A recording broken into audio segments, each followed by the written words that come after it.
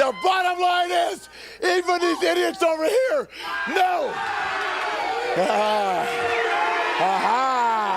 Greetings, Lighthead here, with yet another divisive video in which I tackle a subject which would usually be handled very gingerly by most people. But then again, I'm not most people and have absolutely no care in the world whatsoever for the way in which my opinions may make them feel. A group of people so pious, so holier than thou that you could collect the drippings of their arrogance and make a suet pudding with it. I speak, of course, of vegetarians and vegans. Long have I beheld the smarmy attitude of the veeg, a term which I'll use from here on in as it's more efficient than constantly saying vegetarian and vegan, and also doubles up as a lightly amusing term with which to refer to this annoying lot. I once worked in an health food shop, and I distinctly remember being on the shop floor one day and an uptight, bespectacled little man flounced up to me, a reedy, pale sort with an arrogant face and overwhelmingly pinched and arrogant tone of voice, and demanded, without saying please, if we sold products suitable for vegans. I had no idea. I just knew I immediately disliked this snot-nosed little gimp, and it's the vegans that are worse than the vegetarians. The typical life cycle of a vegan. Firstly, you'll come across some vegan propaganda where you'll be convinced to try vegetarianism, but then you learn about the dairy industry and chicken periods, so you give up those two, for the animals, your health, and for the planet. Initially, you feel great. This new diet is certainly better than the standard American diet. You don't understand why the whole world isn't vegan, until one day you realize you don't quite feel yourself anymore. You start feeling tired all the time. You're frequently hungry, bloated, or bruising easily, your hair is thinning, but you never connect the dots. But we'll get to that. And that's the thing with vegs, isn't it? It's not really the basic motivation that drives them. It's the attitude. On the one hand, animal processing can indeed be a cruel and vomit-worthy activity. It's no wonder that so many people who work in slaughterhouses have such a high rate of... and I can't say the S word, but you know what I mean. Cows, chickens, pigs, etc., they don't typically end well, and I can understand why. After having read up on the conditions in such places, a person might want to bark voraciously and be turned away from wanting to consume flesh for the rest of their lives. Well, the bad ones, that is. They're not all that bad. On the other hand, the general smug, I'm better than you attitude makes me want to be the one who vomits. A group of vegans put themselves into these concrete shoes and stood outside Starbucks holding up a sign because they're tired of the 50-cent upcharge on soy milk. Do you literally have nothing better to do with your time? Some of the idiot protesters couldn't get their feet out. No surprise there. I have people close to me that dislike meat because of the way the animals are processed, and that approach doesn't bother me in the least. If you don't eat meat because that's your ethical stance, then fair enough. You're not the type of veggie or vegan that bothers me. No, what bothers me is the pretentiousness. And you can see here on the screen some of the attacks that have been going out the front of his restaurant. It's just insane, these people. They say, OK, well, we're all about the rights of animals and we're peaceful and whatever, but we're more than happy to come and attack a restaurateur who's simply trying to cater to the vast majority of the population. At the end of the day, it's got to be affecting your business. You're a hard-working bloke. Thanks very much. You're right, it is affecting my business, my mental health, my personal life. It's affecting everything. Do you remember the uptight kids way back in primary school? The ones who are milk monitors or hall monitors or frequently blabbed to teacher. Sir, Jenkins was smoking behind the bike shed, sir. Those are the kind of kids who ended up becoming vegs. It's in their blood. Their arrogant, holier-than-thou attitude that really rubs people the wrong way. That's what grinds my gears. I mean, just look at how the outspoken ones act in real life. There's always a clueless few that protest in such small and ineffective ways, such as standing around outside a fast food establishment dressed as a cow. This is the most violent industry on this planet! For 5 years, Tash Peterson has been a regular feature on Perth streets. If you're not vegan, you are an animal abuser. So, but you have to make a point. Yeah. She gets noticed. Yeah. So she's doing good. Innocent and vulnerable beings on this planet. I probably wouldn't stand there and paint my body like that. And isn't it funny how, despite the generally, I'm just better smarm these people exude, that there's always someone smarter than them to throw it back in their smarmy face. When you consume animal flesh and secretions, you can't say that you're not directly paying for their abuse and murder. I'm not paying for their abuse, I'm paying for people to work and have money. You're paying people to abuse and murder them. Do you work? I'm an animal rights activist. So if there was no animals, right, then what are you going to do? What do you mean, no What are you animals? gonna do if everyone was vegan? What's your job then? Probably have an animal sanctuary where I'd live happily with animals. The general public, when faced with this pushy, be as good as I am or you're a bad person attitude, will occasionally eat meat in front of a veg for a laugh. Does it make you feel big having someone's body in a burger, stand in front of people trying to defend babies?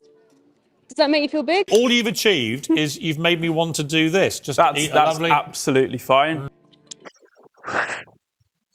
But on the whole, most will just walk away. But not the farmers.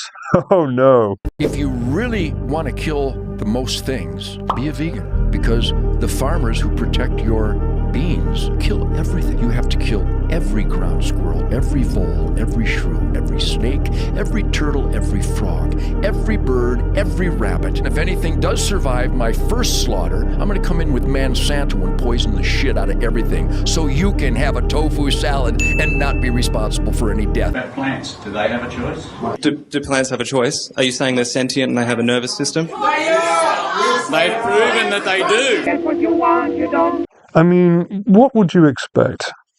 This is how these people make a living. Only about 6% of people are veggie and about 2% vegan in the UK, or about 5% and 3% respectively for those of you living in the colonies. But they all want us to stop immediately and become like them, don't they? If they just tried a bit of meat, then who knows? They might like it.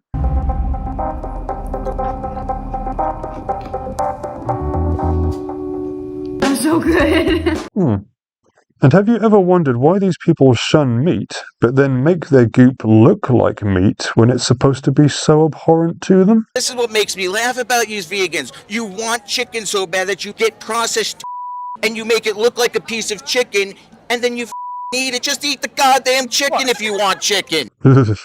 Mini fascists acting like adults, but without the maturity to be adult about it. Have you ever had a veg around to dinner? I have. Good lord, what a palaver. Is that suitable for vegs? I don't know, would you consider bacon suitable? I don't care. Do you have any soy milk? No, of course I don't. I'm a real person who doesn't wear a man bun or sandals or tie-dye clothing or suffer from overwhelming body odor because all the hygiene products I use aren't 100% environmentally friendly and thusly completely ineffective. You get. They're impossible. It doesn't matter what you provide, they'll sit around the dinner table for hours and hours telling everyone why what they eat is better for you and helps you live longer in spite of their obviously pallid, chalky skin and reedy limbs that look like they'd have difficulty punching their way out of a wet paper bag. And it's not like the people who have committed hardcore to veganism haven't succumbed to their own piety. Recently, the world was shocked by the tragic passing of vegan influencer Yana Samsonova. Yana followed an all-raw vegan diet for over a decade, focusing on exotic fruits and vegetables. Sadly, Yana's restrictive diet made her more vulnerable to illnesses. As a former exponent of the martial arts, I can tell you categorically that if you don't eat meat, you won't survive in the ring. Despite all the adverts and books and exponents of the veg creed, the truth is, it's a lie. Soy milk and veggie burgers will not make you just as healthy or strong as a meat eater. It just won't. So there's really no point moaning in the comments about why soy milk is just as good for you as... Shut up. No, it isn't. Ask a Shaolin warrior if he could survive doing what he does living on fake sausages. He'd laugh in your face. I used to know a guy who would bend everybody's ear acting all wise and trying to teach everyone how to live their lives and banging on about how his fake bacon was just as good as the real thing. It isn't! It's a lie! It really, really wasn't as good as the real thing. I mean, it was purple and had the texture of rubber, for God's sake. And the thing is that where the rest of us looked our age or younger, he looked vastly older than the rest of us. greying hair, wrinkles, and way too early for that sort of thing than his age would suggest. You're not supposed to appear that way at a relatively young age, so you're not about to convince me that the vegan lifestyle makes you healthier, because the proof is in the pudding. If it's possible to see your rib cage, Oh my god! then the things you're eating are obviously weakening you. And dear God, it's not just the humans that inflict suffering upon their own kind. In their determination to show everyone how superior they are, they inflict suffering upon animal kind as well. So some of you just don't believe that my dog's a vegetarian, so I have this set up right now. We have this really gross, it's like a beef, like dog food, and then I have this delicious green salad. Okay, now no, don't eat that. No, eat that salad. Look, salad. Do you want to eat the salad? Here, pick one. No. One is full of vegetables and one is full of meat. Oh, amen. Let her go. Oh, she's obviously going to go. Obviously. Oh, you little... I'm all for giving a good laugh, yet to be honest, these clips just make me feel sad. An animal, a natural carnivore forced to live like a cow. It's just wrong. I genuinely feel sorry for these poor creatures who lie around at home. I say lie and not sit because they don't have the energy to sit up on their own, slowly succumbing to protein deprivation and resenting the owner who they are bound to have mixed feelings for.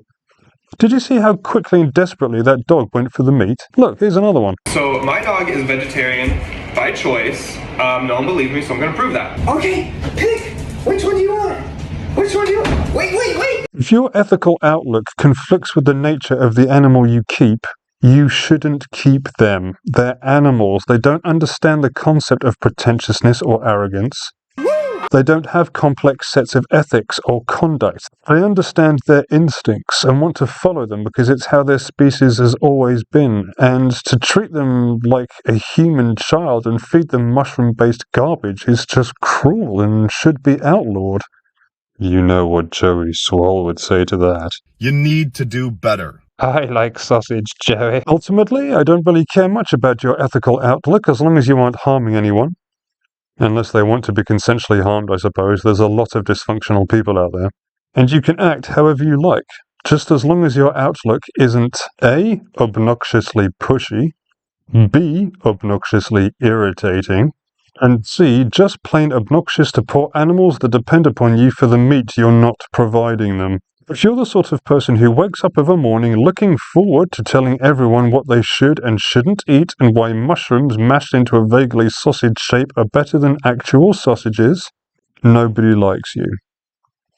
Nobody. Not even other vegs, for the simple reason that, just like you, they're only waiting for you to stop talking so they can talk about their own nonsensical faux wisdom bollocks. So if you would kindly, for the love of all that's good, please, shut up and keep your veggie opinions to yourself. The remaining 93-ish% of the population will thank you. Like and subscribe.